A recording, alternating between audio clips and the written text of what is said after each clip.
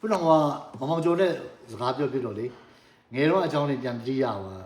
ဒီရပါဆိုအဆောင်သွားဆိုကြတာပေါ့နော်အဲ့ဒါဆိုလို့ရှိရင်အဆောင်သွားဆိုလို့ရှိရင်ဟို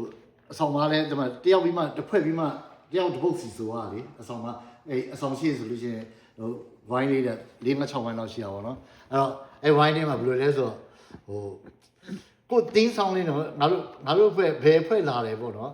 တင်းဆောင်လေးရှိတယ်နောက်ဆိုကျွန်တော်တို့ဒီဖွဲ့လာလို့ရှိရင်ဒီချင်းလေးစဆိုဒါဘယ်ဖွဲ့လဲဆိုတာသိအောင်တင်းဆောင်လေးပေါ့နော်အဲ့မှာကျွန်တော်တို့တင်းဆောင်လေးတစ်ပုတ်ကိုဟိုခုနမောင်ကျော်နဲ့စကားပြောရင်းနဲ့အဆောင်မှာသွားဆိုတာသတိရတယ်နဲ့အဲ့ဒီချင်းတင်းဆောင်လေးကိုသတိရလို့ပြန်ဆိုအမှတ်တရပြန်ဆိုကြည့်ခြင်းနဲ့ဒူးနာတက်တာလောက်အောင်လို့အဆောင်သူလေးရဲ့ညောနေမှာလားကွယ်တညာ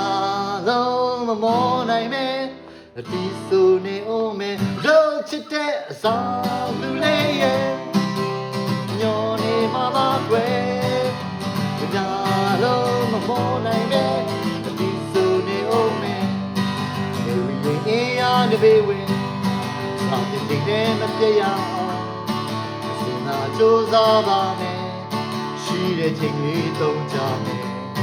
hey we just can't see at the bay to the crabby cheese yeah na lo ma mo nai me a ti so ni o me do chit the song lu le yeah nyo ne ma la kwe na lo ma mo nai me